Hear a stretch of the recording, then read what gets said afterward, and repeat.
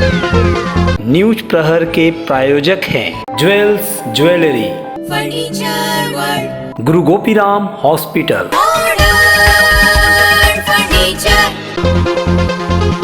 आसनसोल के एक होटल में अपने पति को एक युवती के साथ पाकर पत्नी का गुस्सा फूटा। युवती को सड़क पर बेरहमी से मारा। रानीगंज को सब डिवीजन बनाने की मांग पर रानीगंज वासियों ने जिलाधिकारी कार्यालय के समक्ष दिया धरना, सौंपा ज्ञापन। मारवाड़ी युवा मंच आगामी 21 से 23 तारीख के बीच कैंप लगाकर दिव्यांगों को देगा कृत्रिम अंग।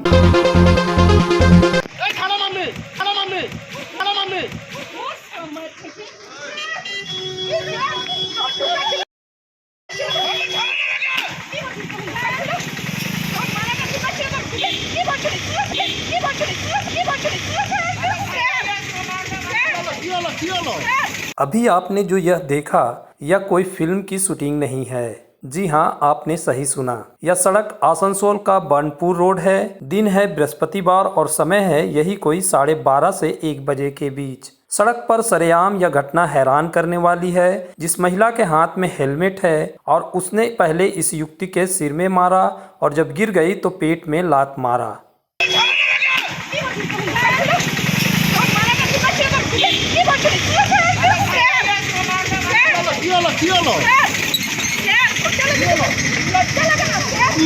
दरअसल यह महिला का आरोप है कि युवती का उसके पति के साथ अफेयर है और यह गुस्सा इसलिए है कि उसने होटल में दोनों को रंगे हाथ पकड़ लिया था। महिला के साथ एक पुरुष है जो उसके पति को आगे आगे पकड़कर ले जा रहा है। ये लोग पुरुष और इस युवती को आसनसोल पुलिस लाइन स्थित साउथ पुलिस फाड़ी ले गए। लेकिन यहाँ पहुँचने के बाद फिर इस महिला ने किस तरह युवती को मारा, जरा आप भी देखिए।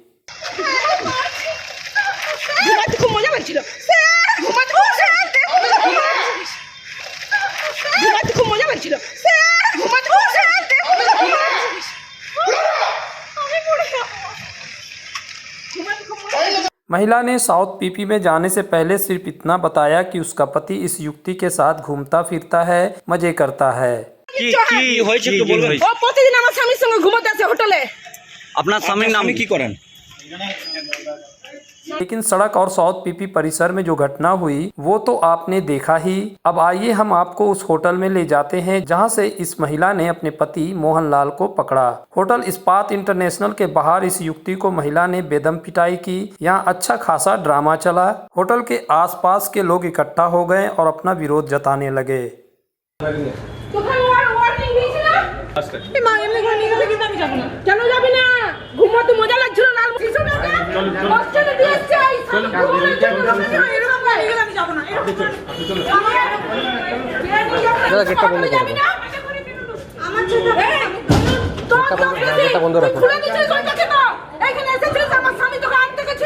इस घटना के संबंध में होटल के रिसेप्शन में मौजूद एक कर्मचारी से जब पूछा गया तो उसने यह जरूर बताया कि मोहनलाल और यह युवती कुछ देर पहले आए थे, लेकिन ना तो उसने युवती का और ना ही अपना नाम बताया। मीडिया से बचने के लिए वह दूसरे कमरे में चले गए। আপনার হোটেলে ছিলেন তো? কোথা থেকে এসেছিলেন? এখান থেকে এসেছিলেন, আসানসোলেরই লোক। হ্যাঁ, আসানসোলের কোথাকার কি নাম? হোটেলে তো ডিটেল দেয়। আপনার তো ডিটেল নিয়ে থাকতে দেন। হ্যাঁ, তো কি দিয়েছিল? মোহনলাল নাম ওনার। মোহনলাল? মোহনলাল। আর মহিলার? মহিলার নাম জানি না ঠিক। তো ওনার আধার কার্ড নেননি? হ্যাঁ, আধার কার্ড বা ম্যারেজ সার্টিফিকেট কিছু নেননি? নিয়েছি, আপনাকে জানাবো পরে একটু পরে। কি ঘটনা ঘটেছিল? বলতে পারছি না, ওদের কি পার্সোনাল ম্যাটার ছিল।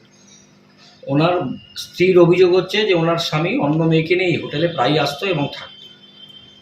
প্রায় আসতো সেটা আমরা জানি না। আপনাদের হোটেলে কি এরকম অ্যালাউ হয়? প্রথমবার এসছে। ম্যারেজ সার্টিফিকেট ছাড়া অ্যালাউ হয়? হ্যাঁ, ম্যারেজ সার্টিফিকেট ছাড়া অ্যালাউ হয়? কখনো হয়, কখনো নেওয়া হয়, কখনো হয় না। এটা তো নিয়ম তো সরকারের তরফ থেকে যে সবসময় যখনই আসবেন কোনো একটা ম্যারেজ সার্টিফিকেট বা কোনো কিছু নেওয়া হবে ডকুমেন্টস, তো আপনারা কখনো নেন কখনো নেন না, এটা কেন বলছেন? হয় এরকম, কখনো হয়, কখনো নেওয়া হয়। উনি যে ডকুমেন্টস জমা করেছিলেন কোনো সেটা আপনার কাছে আছে? আমার কাছে আছে। কখন এসেছিলেন, কি ঘটনা ঘটেছিল? কিছুক্ষণ আগেই এসেছিল। আচ্ছা। बहरहाल जिस व्यक्ति यानी मोहनलाल और जिस युक्ति पर यह महिला तमाम आरोप लगा रही हैं उसका पक्ष नहीं लिया जा सका, ये बात करने को उपलब्ध नहीं हो सके। यह हकीकत है कि आज़ादी के पहले अंग्रेजों के ज़माने में रानीगंज कभी सब डिवीज़न हुआ करता था। अब फिर से रानीगंज को सब डिवीज़न बनाने की मांग उठ रही है। इसी मुद्दे को लेकर रानीगंज सिटीजन फोरम के बैनर तले इसके अध्यक्ष प्रोफेसर डॉक्टर रामदुलाल बोस के नेतृत्व में बृहस्पतिवार को आसनसोल के कन्यापुर स्थित जिलाधिकारी कार्यालय के समक्ष धरना दिया गया। धरना में रानीगंज के विभिन्न संगठनों के युवा सदस्यों से लेकर महिलाएं और बुजुर्ग तक शामिल हुए। उन्होंने अपने हाथों में तख्तियां ले रखी थी जिनमें रानीगंज को सब डिवीज़न बनाने की मांग रखी गई थी। एक प्रतिनिधि मंडल ने जिलाधिकारी को ज्ञापन भी सौंपा। अपनी मांगों के समर्थन में प्रोफेसर बोस समेत सचिव सरदार रविंद्र सिंह और फाजबेकी अध्यक्ष आरपी खेतान अन्य लोगों ने अपने अपने तर्क दिए। আমরা আজকে রানীগঞ্জ সিটিজেন ফোরামের ডাকে আজকে আমরা এখানে এসেছি ডিএম অফিসের সামনে রানীগঞ্জকে মহকুমা করার জন্য। রানীগঞ্জ 1906 সাল অবধি মহকুমা ছিল, আবার যেন রানীগঞ্জকে মহকুমার তকমা ফিরিয়ে দেওয়া হয় সেই দাবির জন্য এসেছি। আমরা রানীগঞ্জ ক্লথ মার্চেন্ট অ্যাসোসিয়েশন থেকে এসেছি এখানে এবং আমরা রানীগঞ্জ সিটিজেন ফোরামকে এই ব্যাপারে ফুল আমাদের সমর্থন করছি। आज हम लोग आए हैं रानीगंज सिटीजन्स फोरम की तरफ से। यहाँ पे जो सब डिवीज़न की मांग बहुत दिन से चल रही है, बस उसी को लेकर आज धरना एक आयोजन किया गया जिसका ज्ञापन हम लोग डीएम साहब को देने वाले हैं ताकि हमारी chief minister honourable chief minister के पास तक पहुँचे, कानून तक पहुँचे। तो इसी को लेके हम लोग यहाँ पे इकट्ठे हुए हैं। रानीगंज सिटीज़न फोरम की कॉल पे हम लोग रानीगंज चेंबर ऑफ कॉमर्स की तरफ से यहाँ आए हैं और आज हमारी एक ही मांग है कि रानीगंज को सब डिवीज़न का दर्जा पुनः दिया जाए, जो इसका एक ऐतिहासिक दर्जा रहा है और नए डिस्ट्रिक्ट बनने के बाद जो आज एक इसका दावी भी है और जिसको ये डिज़र्व भी करता है उस दर्जे को पुनः बहाल किया जाए। यहाँ पे हम आसनसोल में धरना देने के लिए जमा हुए हैं। हम मांग कर रहे हैं कि रानीगंज को सब डिवीज़न बनाया जाए। जैसे आसनसोल को अभी डिस्ट्रिक्ट का दर्जा मिला है, उसके बाद रानीगंज का डेवलपमेंट को बनाए रखते हुए रानीगंज में अच्छा हॉस्पिटल, स्कूल एवं ट्रेड फैसिलिटी बढ़ाने के लिए छोटे मोटे फर्म्स, विमेन एंटरप्रेन्योर सबको बढ़ावा देने के लिए, सबके लिए एक अच्छा प्लेटफॉर्म बनाने के लिए हम चाहते हैं कि रानीगंज को भी एक सब डिवीज़न का दर्जा दिया जाए। 100% सफलता की आशा ही नहीं, विश्वास है, क्योंकि रानीगंज विगत दशक में एक बहुत महत्वपूर्ण केंद्र ही नहीं सब डिवीज़न का इसने ओहदा था इसका, तो कई कारणों से राजनीतिक हो या जगह नहीं थी उसके कारण विस्थापन हो गया था आसनसोल में। तो हम लोग चाहते हैं कि वापस इसको एक गौरव मिले और एक सही ढंग से महत्वपूर्ण स्थान मिले ताकि डेवलपमेंट हो सके और पश्चिम बर्धमान का डेवलपमेंट भी इससे और ज़्यादा हो पाएगा। हम लोगों की आज एक ही मांग है, रानीगंज को सब डिवीज़न शहर बनाना, महकमा शहर बनाना, जो 1847 से 1906 तक था, हमारा ये अधिकार छीन लिया गया था। हम ये चाहते हैं वापस वो मर्यादा रानीगंज शहर को मिले। इसके बहुत से कारण हैं। सवाल ये है कि रानीगंज में ही सबसे पहले और ट्रेन चली है भारतवर्ष में कलकत्ते से रानीगंज, उसके बाद ट्रायल रन के लिए चली है बॉम्बे से पुणे, लेकिन ये सबसे पहले ट्रेन चली है फैक्चुअली वो कलकत्ता से रानीगंज। 1876 की म्यूनिसपैलिटी है यहाँ पर। ये बंगाल में सबसे पुराने शहरों में से एक माना जाता है ये आपका रानीगंज।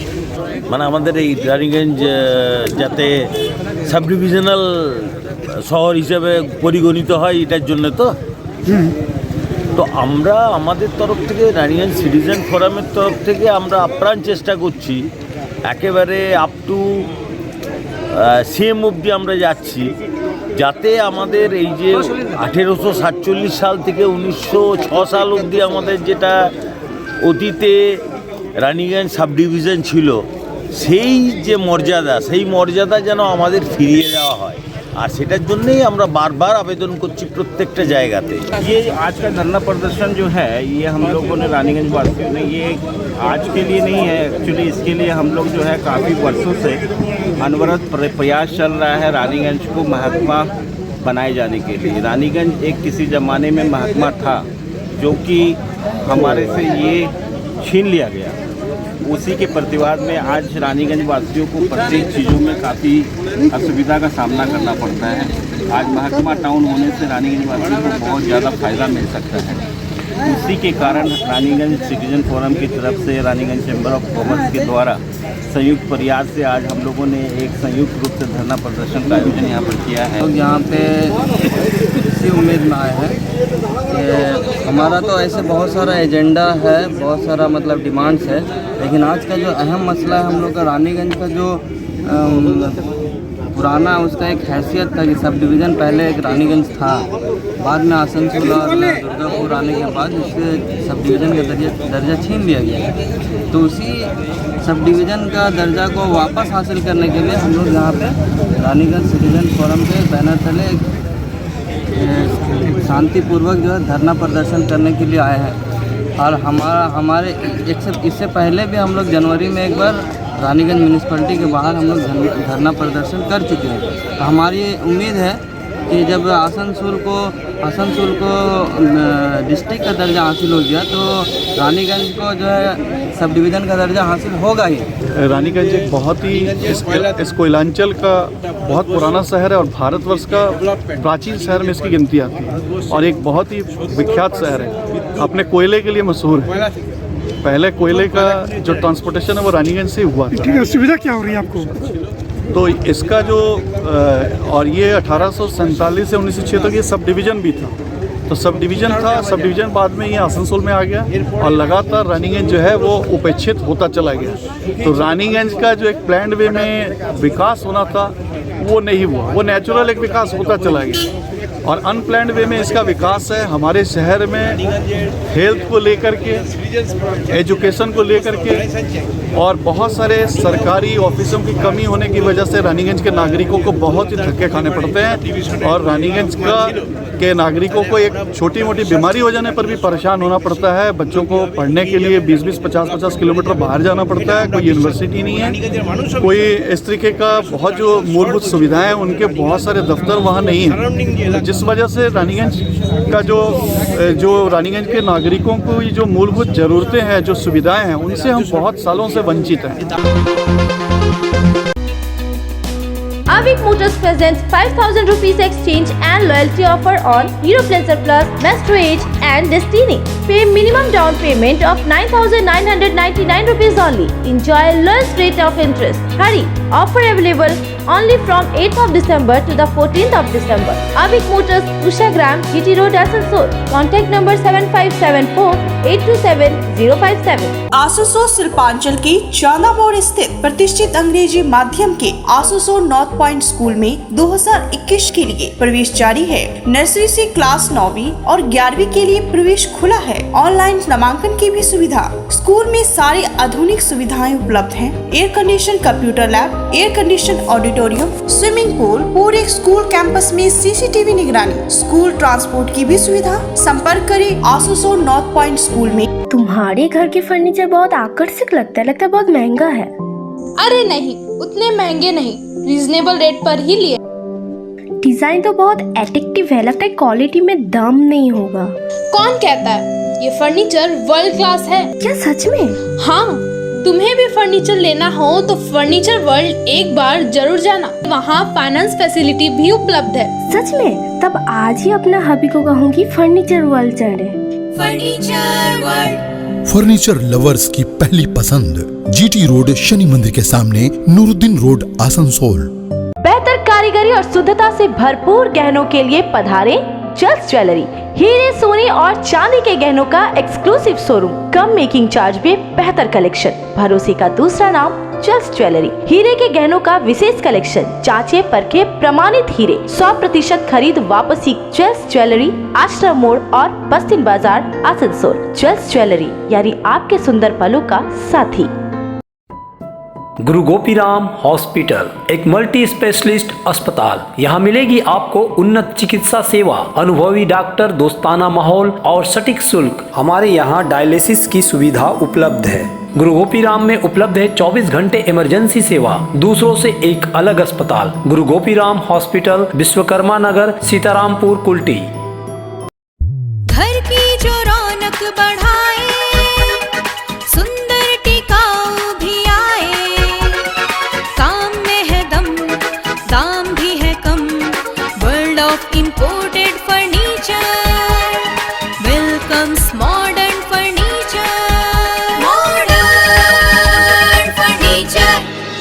मॉडर्न लोगों की मॉडर्न पसंद, मॉडर्न फर्नीचर, सागवान और इंपोर्टेड इटालियन फर्नीचर का एक्सक्लूसिव शोरूम, समीरन राय रोड, गोधुली गुरुद्वारा के पास, आसनसोल। बीजेपी के पश्चिम विधानसभा विधायक लखन घुरुई एक बार फिर से विवादों में आ गए हैं। दरअसल उनके रिश्ते के भतीजे हृदय घुरुई पर सड़क निर्माण सामग्री चोरी करने का आरोप लगा है। घटना को लेकर गुरुवार सुबह कांकसा बबनबेरा इलाके में राजनीतिक बयानबाजी शुरू हो गई है। विधायक के भतीजे ने चोरी का आरोप स्वीकार किया है।